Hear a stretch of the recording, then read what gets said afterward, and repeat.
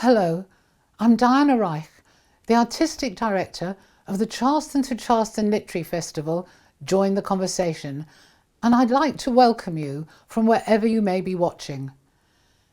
Transforming the way that the festival is delivered, from live appearances to an online version, and offering an even stronger, more diverse and plentiful series of events, is a reflection of our belief that literature and the arts provide a catalyst for dialogue, creativity, empathy, laughter and tears, binding communities together. We're enormously grateful to all our speakers who've dedicated their time and talents to the festival. Please buy their books as a way of enhancing the festival experience. It's my pleasure to invite you, on behalf of my colleagues and board, as well as myself, to join the conversation. We hope that you'll do so in person next November, if at all possible. Charleston in South Carolina is a beautiful, historic and hospitable town, and the Charleston to Charleston Literary Festival will definitely be going from strength to strength. I'm Suzanne Pollack, Director of Development for the Charleston to Charleston Literary Festival. This year, more than ever, we are so grateful to our generous donors, returning and new, who've made it possible to offer free sessions to everyone everywhere, building a truly international audience. There's still time for you to become a donor. We're taking donations throughout the month of November. So if you would like to become a sponsor, and we urge you to do so, please contact me using my email on the website. Thank you. Good evening. I'm Diana Reich, Artistic Director of the Charleston to Charleston Literary Festival, Join the Conversation. It gives me great pleasure to introduce this event, So Much to Declare, featuring Pulitzer Prize-winning author Richard Ford and his interlocutor, literary academic Geoffrey Harpham. It's a privilege to include Richard Ford in the Charleston to Charleston Literary Festival, Join the Conversation, at this turning point in American and world history. Although a renowned writer of fiction, his subject matter qualifies him as a historian as well as a chronicler of American life. Richard Ford is particularly well known for his series of 4 books, so far, about American everyman Frank Bascom, following his protagonist from his unruly 30s into his rueful senior years. The Sportswriter, Independence Day, for which he won the Pulitzer Prize, The Lay of the Land, and Let Me Be Frank with You, constitute a landmark literary series. He's also the author of the New York Times bestseller Canada and several acclaimed short story collections, as well as a memoir. The winner of the 2019 Library of Congress Prize for American Fiction and the Carnegie Gold Medal, Richard Ford is currently Professor of Creative Writing at Columbia University School of the Arts. Richard Ford will be in conversation about his writing career, culminating in his most recent collection of short stories, Sorry for Your Trouble, with Geoffrey Harpham, Senior Fellow at the Kennan Institute for Ethics at Duke University, whose recently published book is Scholarship and Freedom. I'd like to offer my profuse thanks to Richard Ford and Geoffrey Harpham for their contribution to the Charleston to Charleston Literary Festival in this exceptional year, and also to welcome everyone who's joining the conversation.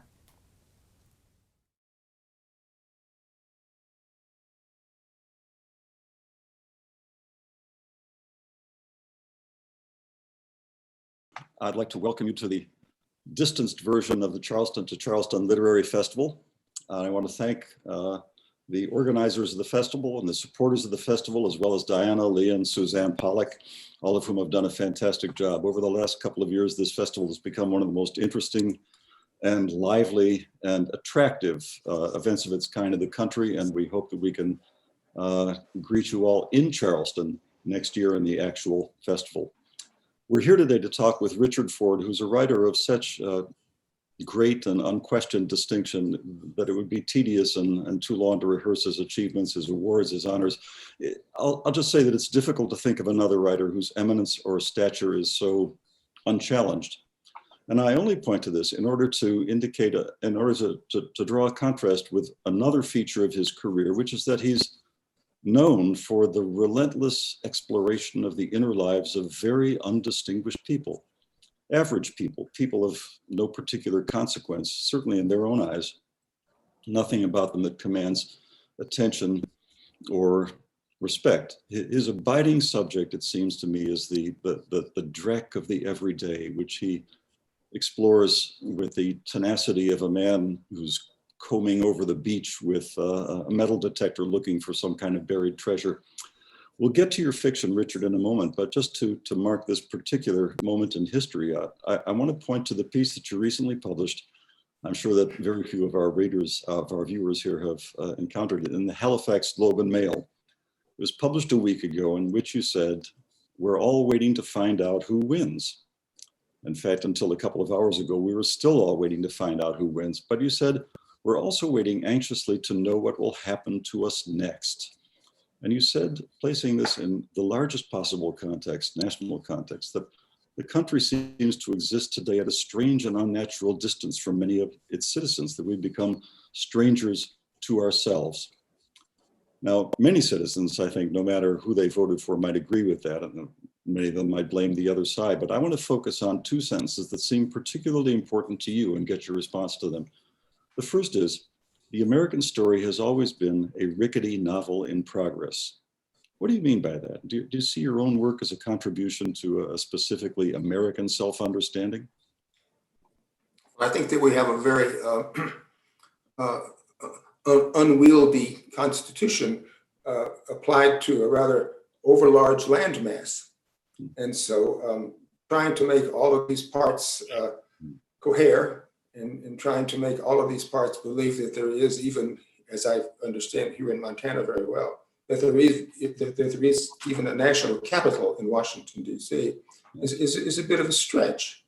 And so we're constantly, it seems, trying to reorganize, constantly trying to redefine, trying to reimagine how what might seem improbable, which is this great diversity and great distance, how this can be made to be a country at all. In Europe, it would be 8 countries, but in America, it's 1 country. So that's really what I meant about rickety. But the point that I wanted to draw you out on was a rickety novel in progress. What's the connection between the country and the novel? Well, there may not be one, other than, narrative is now the buzzword in common parlance. Everybody has a narrative. Everybody is a narrative. Everybody wishes they had a more coherent narrative. I mean, novels are rickety in the sense that they comply with Ruskin's injunction that composition is the arrangement of unequal things. And if a novel is nothing else, it is an arrangement of unequal things, just as, in fact, our country is an arrangement of very unequal and very disparate things. Mm-hmm. Yeah, it seems to me that you have an understanding of your own work as specifically American work. In other words, it's not part of international literature. It's part of national literature. How do you see that? Well, I try to write books principally for American readers. I don't know that I write about America so much as much as I employ America as a background. My novels have been translated into 38 different languages, and they seem to work in all of those other languages. And so it makes me think that what might seem close up to be quite American in nature is, if I were a good enough writer, and I would like to try to be, approaching something that anybody can understand. I mean, everybody loves, everybody probably hates, everybody longs, everybody misses something, everybody has aspirations and joys. These are not uniquely American phenomena. Well, you point though to the ways in which people see themselves, as if the citizens were self-determining, independent agents. And this seems to me a democratic feature of your work. And here's the second sentence from this piece from the Halifax Globe and Mail that I'd like to draw your attention. It was actually from Le Monde. It was published in Le Monde. I don't know how the Halifaxers got it, but maybe they just... Not American at all, not even close. But here's the second sentence. It's a quotation from de Tocqueville, where you say, or he says, the health of a democratic society may be measured by the quality of functions performed by private citizens. Would it be fair to say that in Tocqueville's view and yours, that the soul or the essence or the spirit of a democratic society isn't revealed by the wars it wins or the monuments that it erects, but in the quality of life that it affords people, the kinds of meaning or value or coherence that they can achieve? I don't know really if I have to choose among all of those things. I mean, if the outcome should be of wars, of conflicts, of whatever we are having, the outcome should be that Americans are as free as possible to live communally and to have their aspirations within their reach. Mm-hmm. And that would seem to me to be the sort of ideal society for America. And Americans put, it seems to me, an inordinate amount of emphasis and pressure on the notion of independence, which if you define it as I have in books before, means a kind of solitariness, acting alone. But in fact, again, it's rickety. We have to both act alone and in concert at the same time. I mean, as you know, I mean, America became America because it wanted to secede from England in order that it be able to affiliate more fully with the rest of the world. So you have to kind of balance these two impulses, to separate yourself from the oppressor, whatever you deem the oppressor to be, and then at the same time free yourself to reach out into the world and right. find fellows.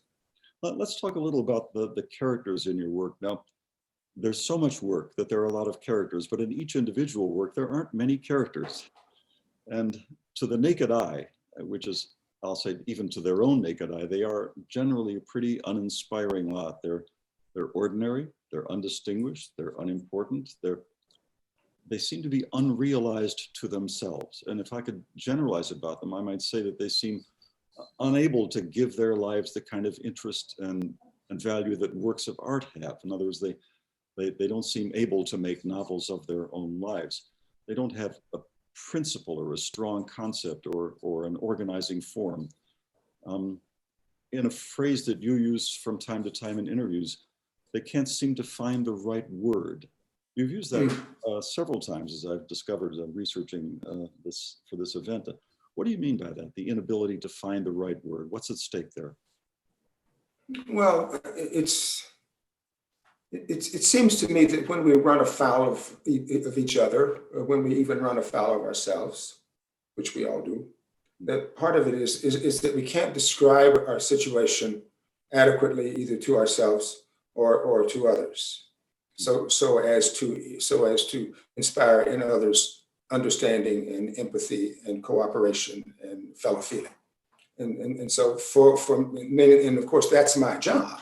My job is to find the right word. That's what it is to be a story writer and a novelist. And so I suppose, acutely aware of that difficulty that human beings have, and acutely aware that it's my job to provide the right word. I mean, it may very well be that in a story or a novel, I fall upon moments when a character thinks he or she doesn't know the right word, but it's along the way to my trying to find throughout the whole arc of the book, if not one word, 150,000 words that connect you to the thing that you need most to know.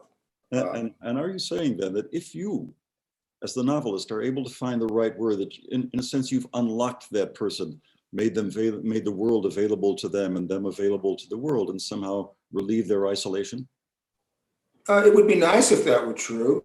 I think it happens like that sometimes. It almost always provisionally, I mean, when I find the right word, or when I find 150,000 of the right words and connect the reader to the one thing that I want the reader to be connected to, which is the entirety of my book, it's always provisional. It always only lasts for a while until another novel comes along and supplants it, I guess. But for that moment, yeah. But for this will sound like a cliche, and maybe it is.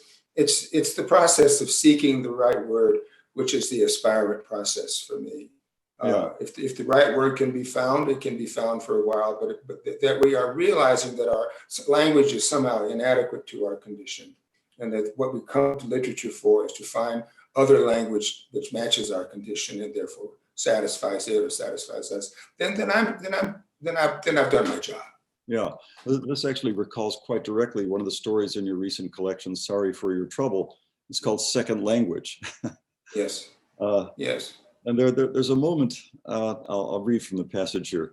After a year of being married, Jonathan had begun to realize that as happy as he was and as happy as Charlotte seemed, he had not quite developed what he would call a category of idea or system that being married to Charlotte seemed to operate under and fulfill. And at the end, he's thinking that he can't find words for what he feels because that feeling required a language that he hadn't yet mastered. And it seems like the diagnosis here is that we're all trying to deploy a half-mastered language, and that we don't have the words to render our experience in a way that would give it meaning or value. Well, what we don't have is the imagination.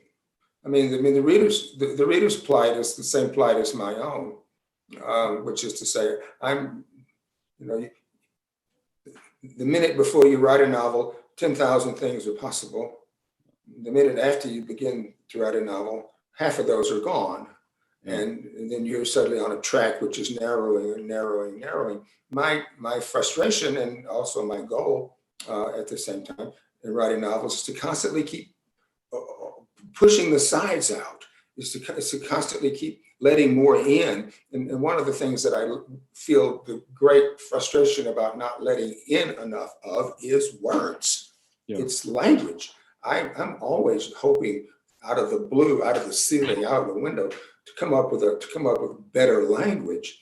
And it seems that the further along my book goes toward its end, the less of a fund of language I can find. But I'm trying. I'm always pushing out like that. You know, the idea of a quantity of language is so interesting, because reading your books, you feel like you're in the middle of a kind of dense sea of words. There's not a lot of conversation, so there's not a lot of white space on the page. And one of these Frank Bascom novels, 400 or 500 pages, it's 400 or 500 block pages of print. There's so much language. So much wonderful language. So much wonderful language, absolutely. There's a story in a collection of yours called A Multitude of Sins. The story is called Dominion, that has a sentence that kind of grasps this linguistic predicament that you're talking about. Though they possibly were not in love, I think I'm getting this right, they had been in something. What it exactly was hazy, but it had not been nothing. And you can actually see the search for language, as part of the plot there. Yeah. Right. I was just reading Virginia Woolf the other day, teaching it to a class at Columbia, and Virginia Woolf describes a relationship between two people as having an uncategorizable nature. Yeah. That's as close as she comes to it into The Lighthouse. But two characters feeling for each other something which was a congeries of this and that, and this and that, and this and that. Not love, but an unclassifiable relationship. I love those unclassifiable relationships. I mean, going back to Jonathan in Second Language, I mean, Jonathan is a person who wants to nail things down. He wants to have a resilient and certifiable language for how he feels. And he's unfortunately with the. Does he read Virginia Woolf as well? It's one of your characters. He must. Well, he must. I think he read Mrs. Dalloway. Yeah, that's right.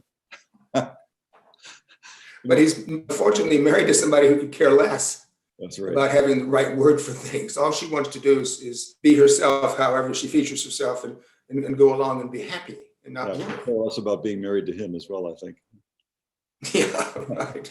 And a lot of your character, this focus on language as such, that is not the content of language or the thoughts of language or something, but language as such, this drive to create it and to produce it. So many of your characters seem to me kind of out of focus to themselves. They manage to avoid answering or even maybe even to pose to themselves life's great questions.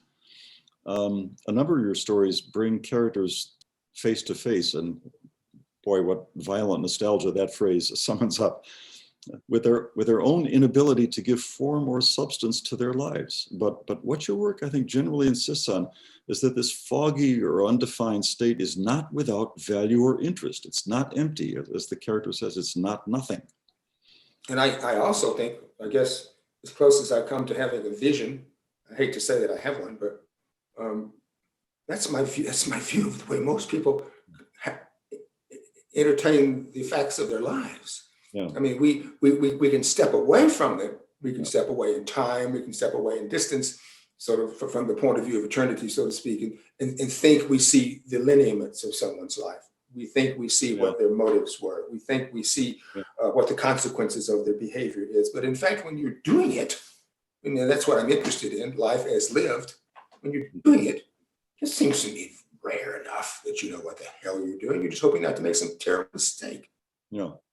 Do you feel that you're giving, that you're creating value in the world, or are you working out some urge or daemon of your own? In other words, do you do this for others, or do you do it because it's a private need? Well, back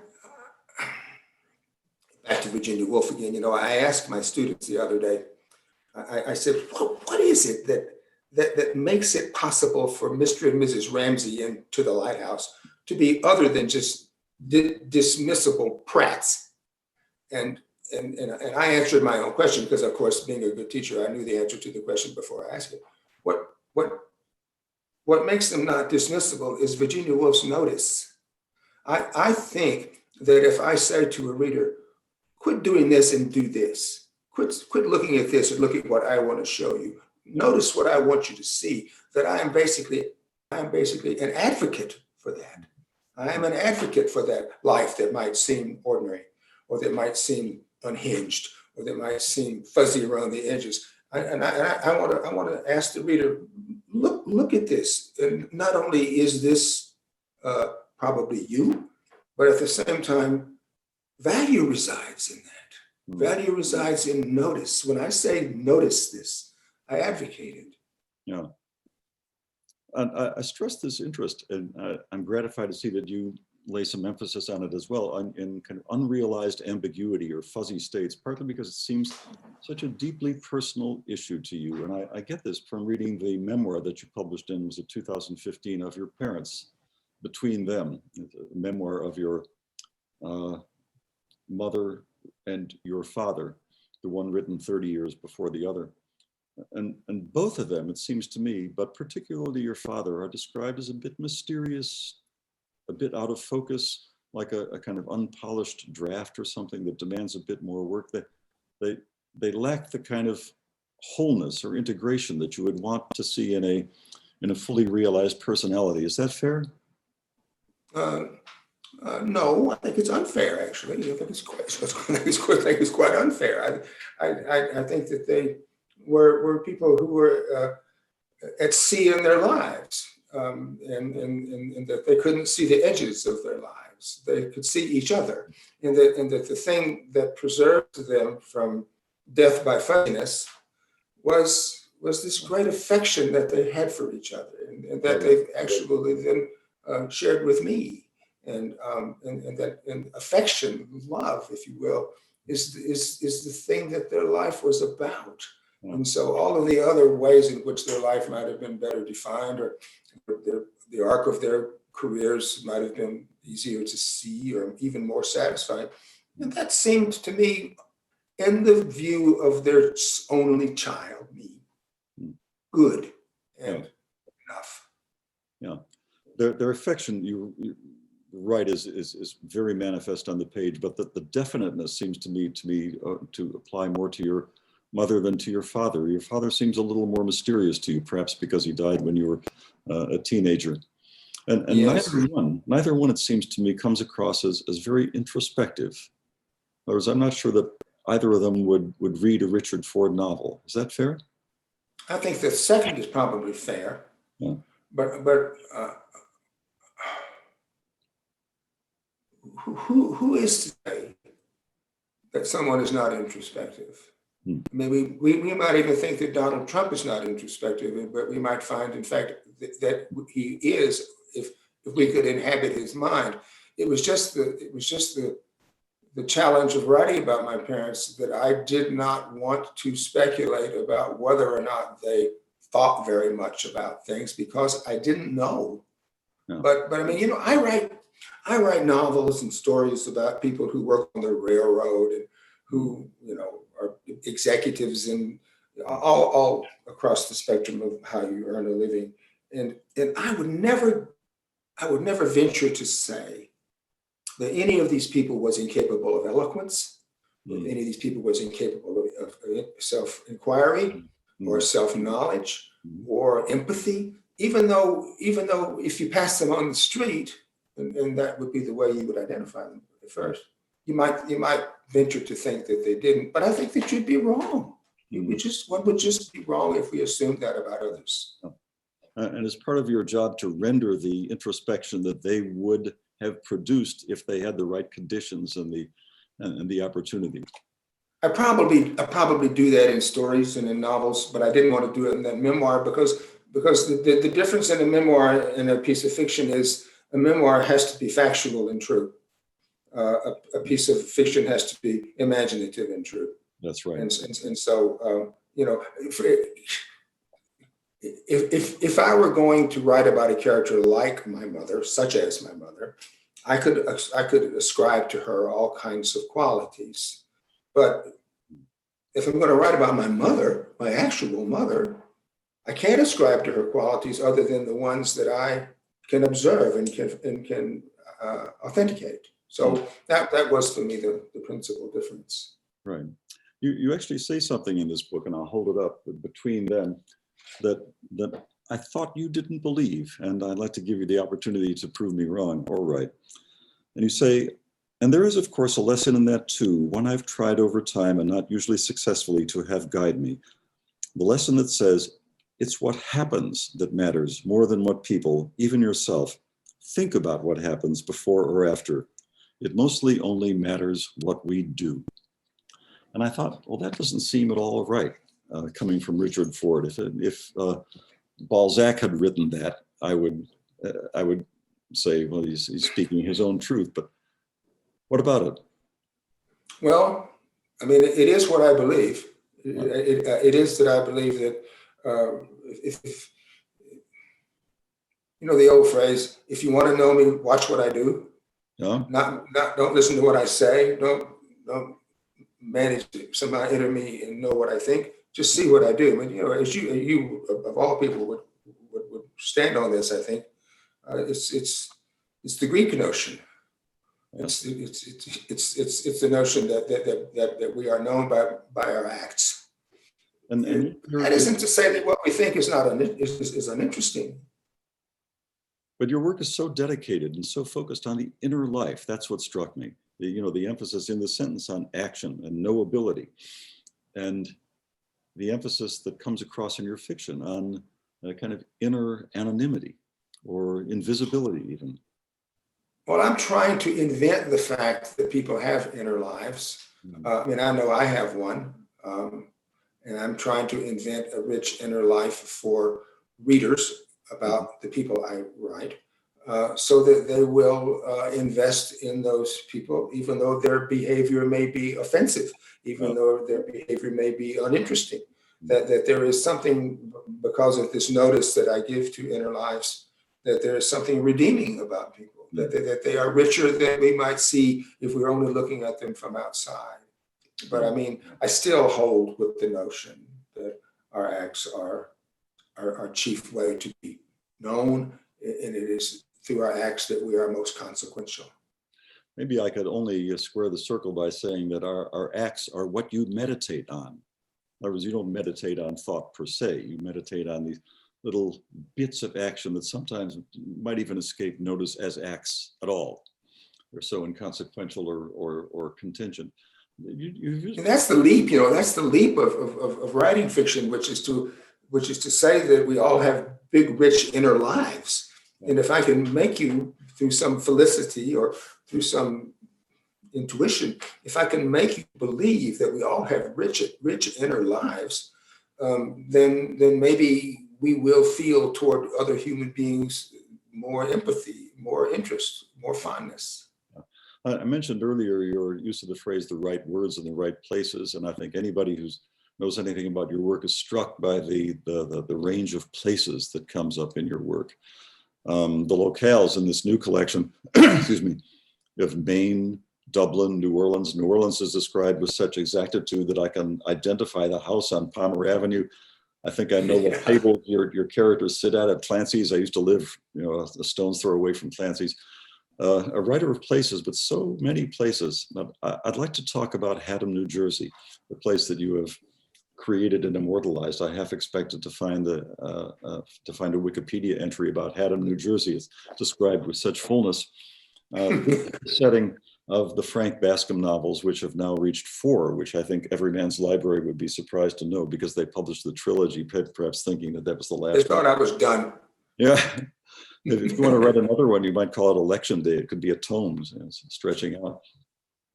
But I've got 260 pages toward that book. Really? Okay. Yep. You say in the Sportswriter that Haddam is a first class place for invisibility.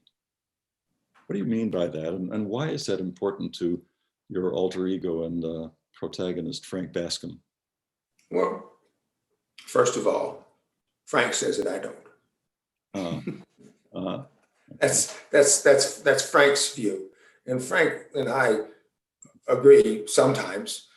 I think from the point of view of the person who writes all of Frank's lines, if we agree too much, I think I'm not being a good enough writer.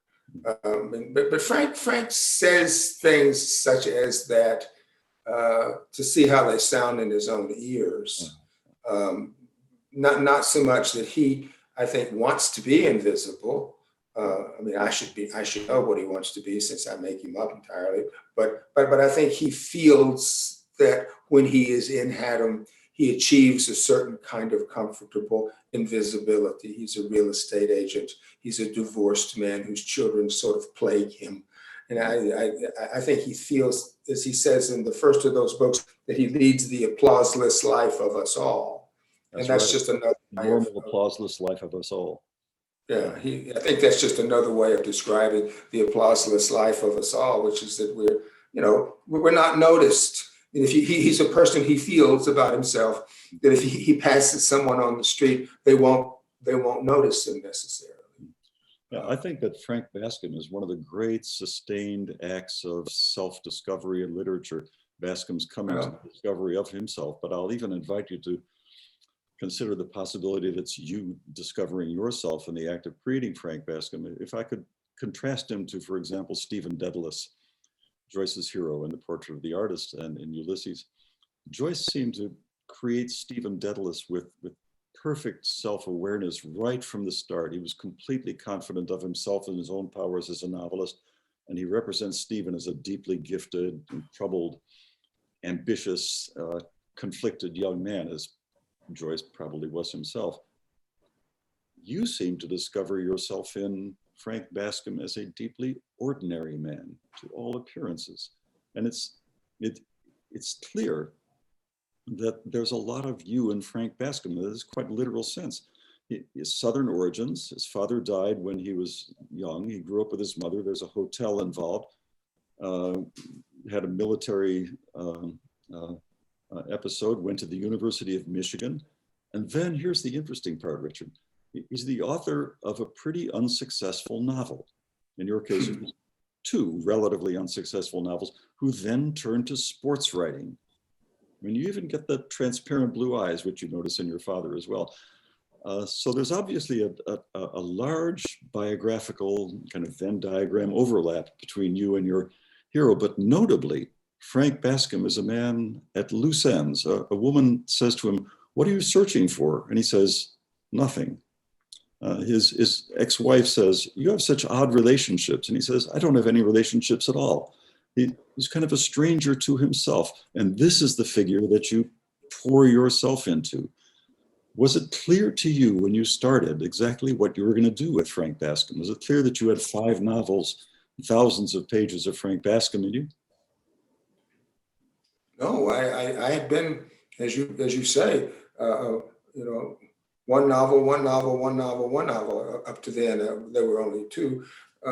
But I thought you wrote a book and you exhausted all of the resources of that book, and then you went on to something else entirely distinct. And so when I wrote The Sportswriter and it found an audience and people seemed to think it was a readable book, I set about, I did a couple of other things first, but I set about trying to write a book which I thought was about a man taking his son to the Baseball Hall of Fame from the East Coast somewhere. And as I worked my way into the raw material of that book, I kept hearing Frank Bascom's voice in the sentences the sort of trial sentences that I was writing.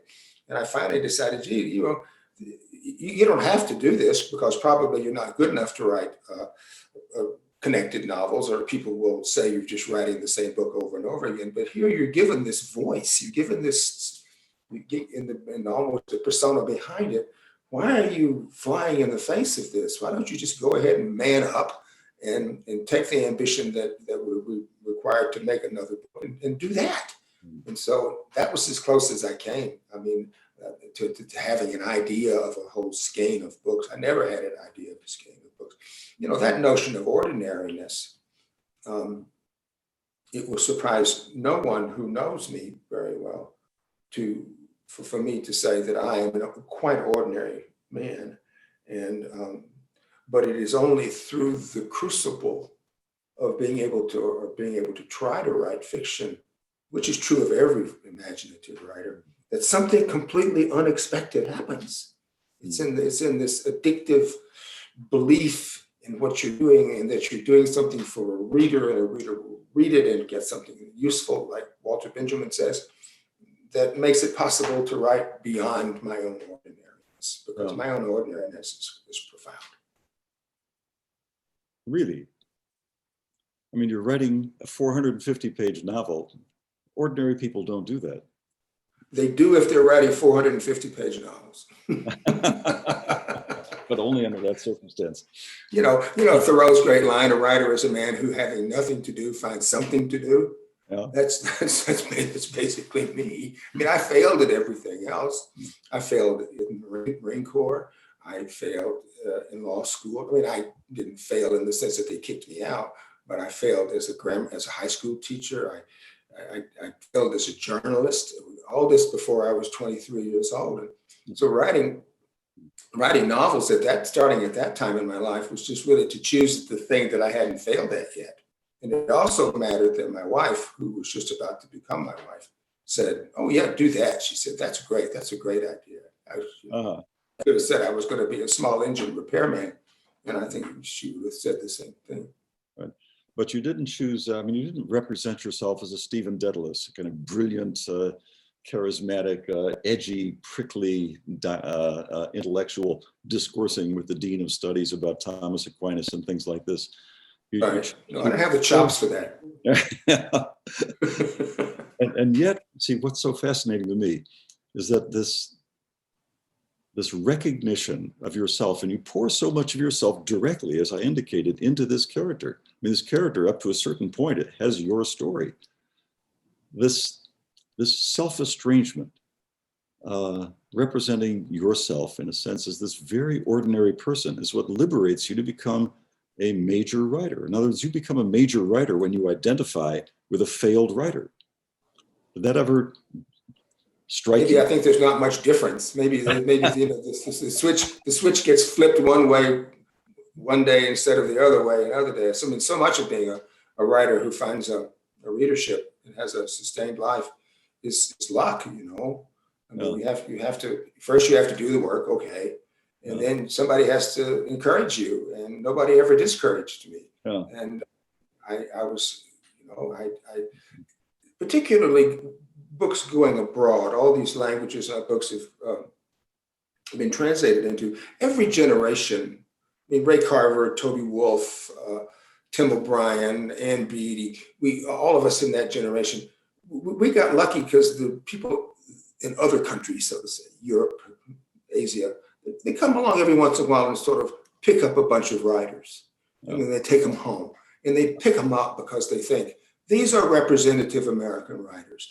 There's through these writers that we can learn what's going on in America, and I just happened to be one of those. Ray was one, Toby was another, plenty, and you can find someone like Robert Stone, for instance, who was, as far as I'm concerned, better than any of us, for whom that did not happen.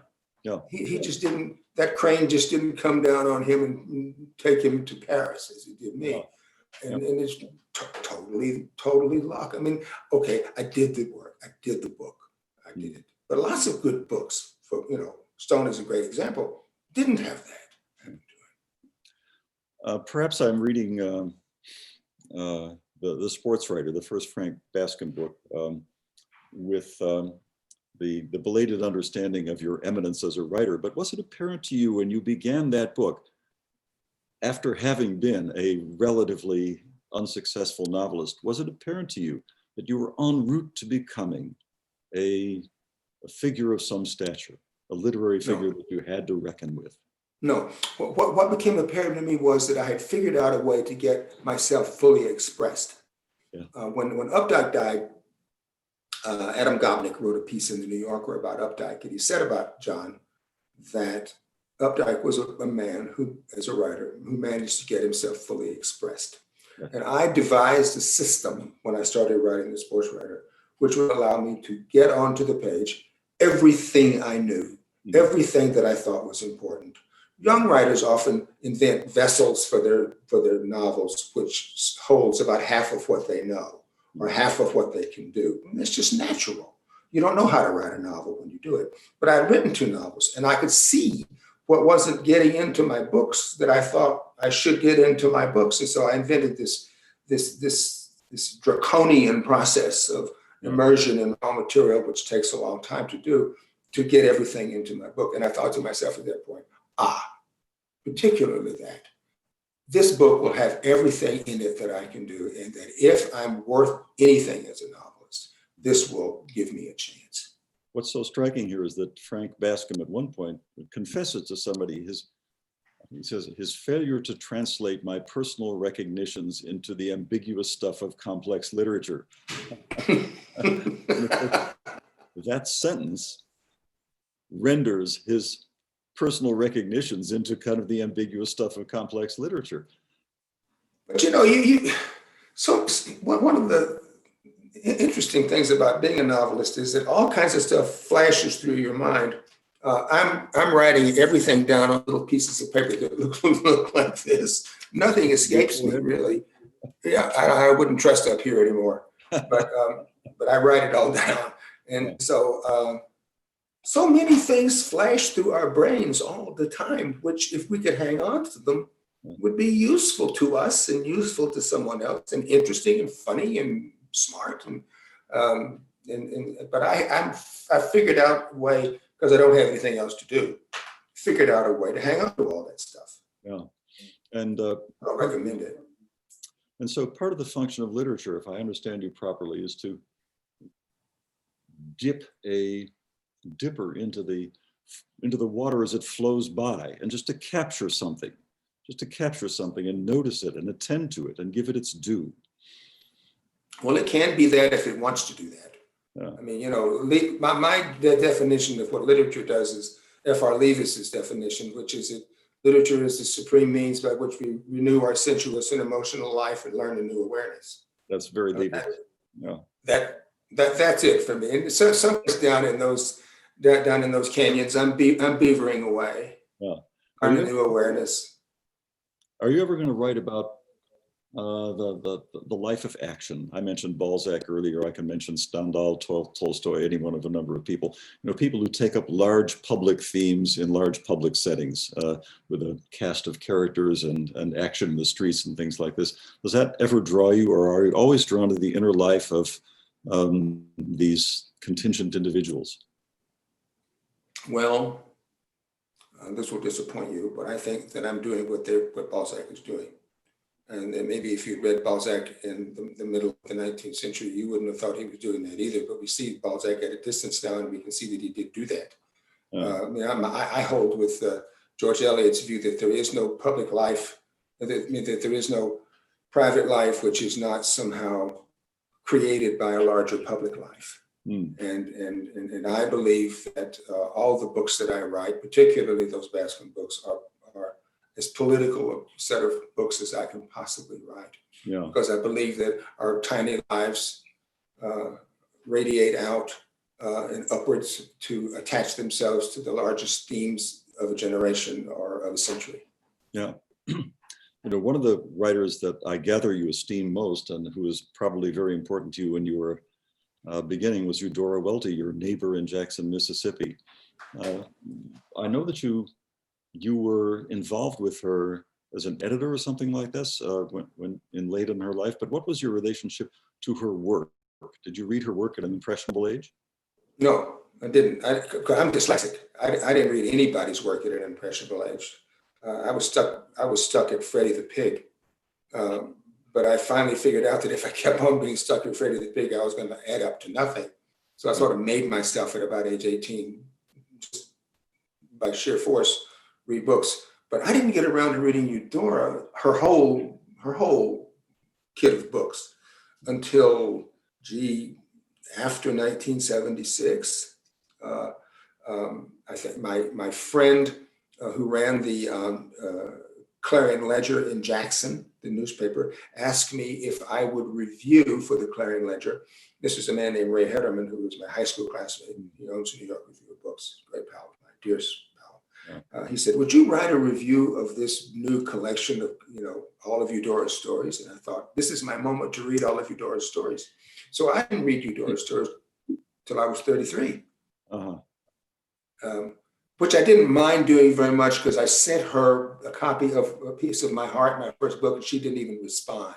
So I thought to myself, well, she thought it was a dirty book. She probably didn't like it. And so I didn't mind it that when I got around to reading her stories, that it didn't come along till mid-30s. Quite remarkable that as a child you had little interest in literature because it was difficult to read. And then this kind of revelation happens to you later in life, where you become absolutely dedicated to literature, long form, and thousands of pages of literature. Yeah, well, some things really can't be explained.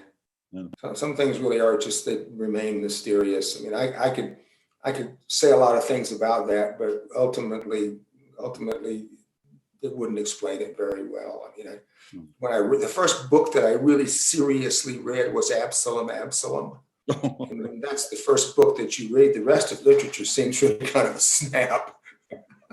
Right. Many writers who write short stories and novels prefer one or the other.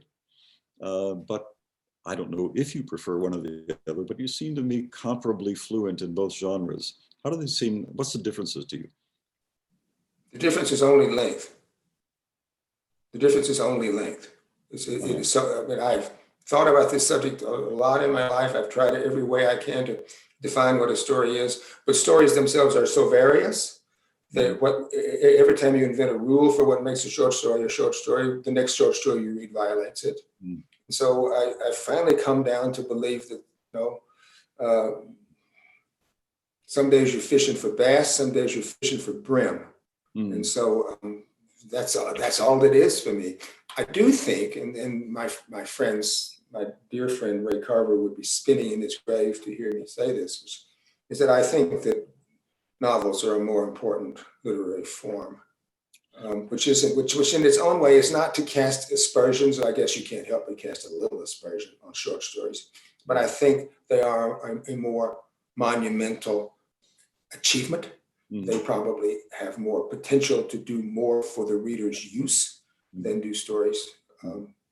But I just try to write stories when I feel like I don't have the juice to write a novel.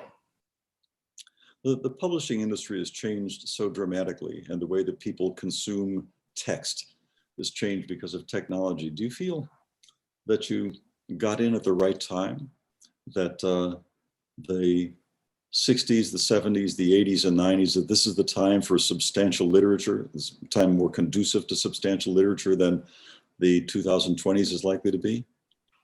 No, I think literature will thrive in the cracks.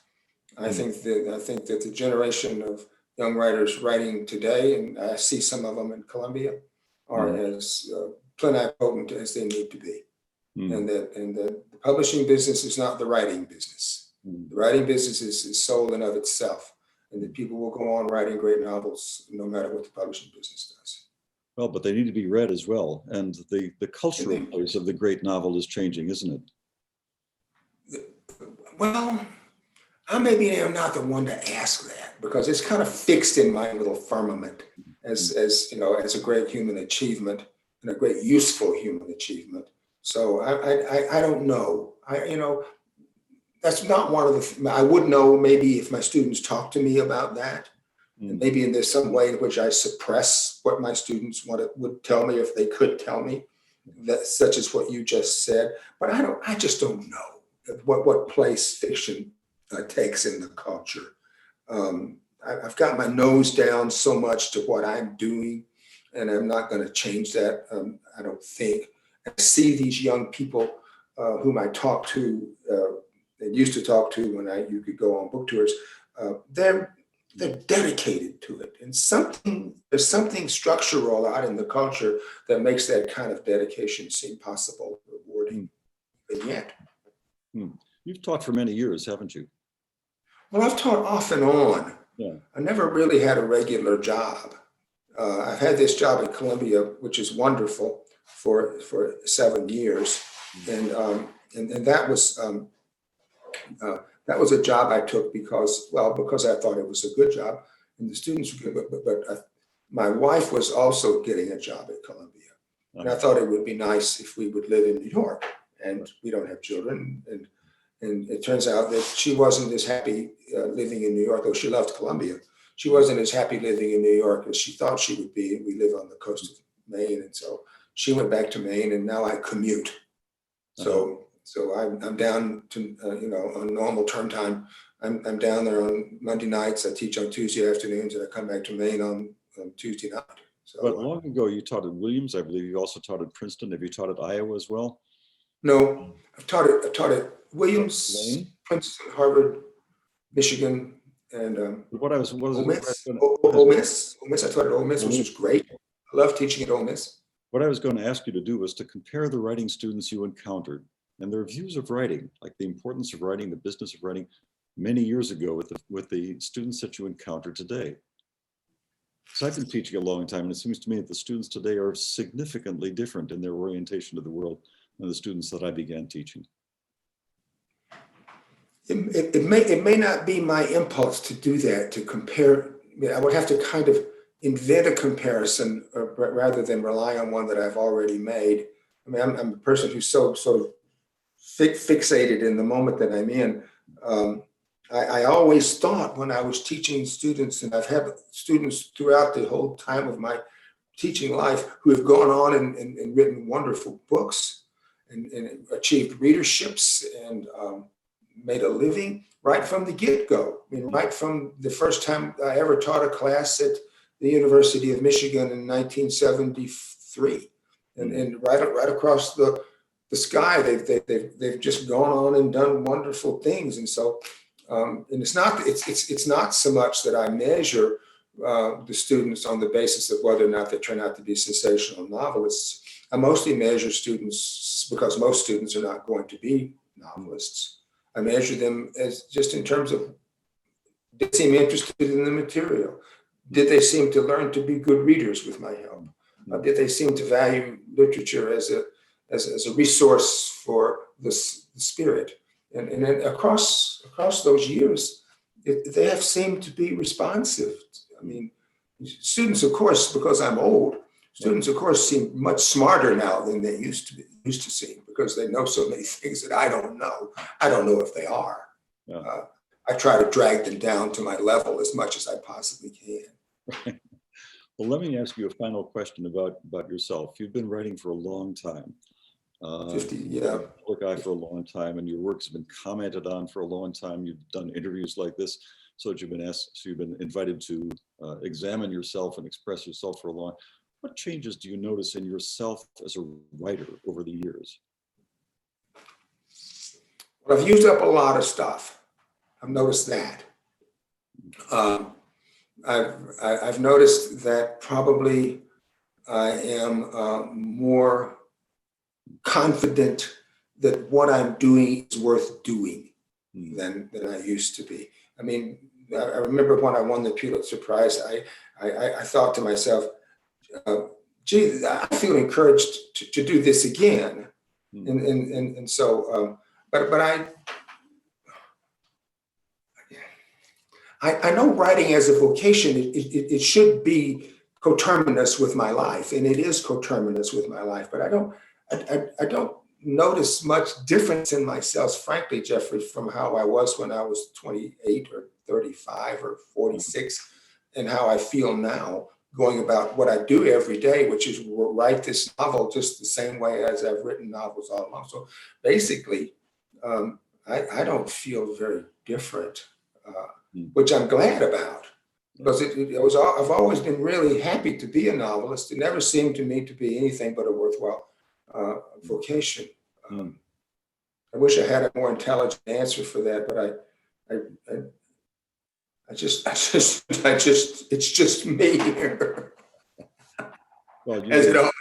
You've been lucky to pursue it, but not nearly as lucky as your readers and the rest of the world that you have pursued it. I want to thank you so much for this fascinating conversation. It's been illuminating for me, and I hope it's been interesting for you. Well, it's been an honor for me. That's what it's been. We're to get to renew this acquaintanceship is valuable to me. I really treasure it. Thank you, and thanks to the people in Charleston for letting us do this. I hope that what we've done today has been of some use to them. And once again, to everybody watching, I look forward to seeing you next year in Charleston, the Charleston to Charleston Festival in Charleston. I look forward to it already. Richard Ford, once again, thanks so much. Thank you, Geoffrey. Bye-bye. Bye.